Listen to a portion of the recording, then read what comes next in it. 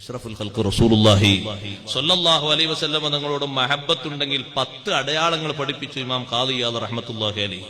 ഞാനത് എണ്ണല്ല. അതിലൊരു അടയാളം ഹുബ്ബുൽ ഖുർആൻ. ഖുർആനോട് മഹബ്ബത്തുണ്ടോ അയാൾ മുത്തുനബി തങ്ങളെ മുഹിബ്ബ. കാരണം മുത്തുനബി സല്ലല്ലാഹു അലൈഹി വസല്ലം ദുനിയാവിൽ ഏറ്റവും കേൾക്കാൻ ആഗ്രഹിച്ചത് എന്താ? ഖുർആനാണ് അല്ലെ? ഏറ്റവും കൂടുതൽ ഓതിയത് എന്താ? ഖുർആനാണ്. പഠിപ്പിച്ചു കൊടുത്തത് എന്താ? ഖുർആനാണ്. ഒക്കെ കൂട്ടി നോക്കണം. ബഹുമാനം കൊടുത്തത് എന്തിനാ? ഖുർആനാണ്.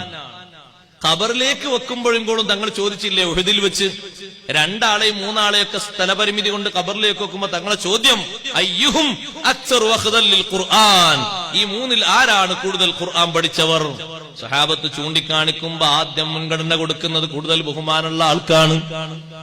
ഉമർ ബിൻ ഖത്താബ് റളിയല്ലാഹു അൻഹുവിന്റെ മുശാവറയിൽ കൂടുതൽ ബഹുമാനമുള്ളത് ഖുർആൻ പണ്ഡിതന്മാർക്കായിരുന്നു.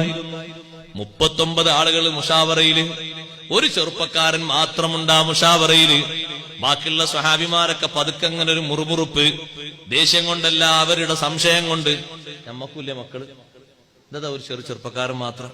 എന്റെ പുരയിലുണ്ട് അതേ വയസ്സുള്ളൊരു കുട്ടി. നിങ്ങളെ പുരയിലൂല്ലേ? നിങ്ങളെ പുരയിലുണ്ട്. ഉമർ റളിയല്ലാഹുവിന്റെ ശ്രദ്ധയിലെത്തി അവർക്കൊക്കെ ഒരു സംശയം ഉണ്ട്. ആ സംശയം തീർക്കാൻ വേണ്ടി ഉമർ റളിയല്ലാഹുവിന് ചെയ്തത് എന്താ? ഉമർ റളിയല്ലാഹുവിനെ അവരൊക്കെ വിളിച്ചു ചോദിച്ചു. ആ വലിയ വലിയ സ്വഹാബിമാരൊക്കെ വിളിച്ചു ചോദിച്ചു. അവസാനം ഇറങ്ങിയ സൂറത്തായ സൂറത്തുൻ നസ്ർ എന്താണ് അതിന്റെ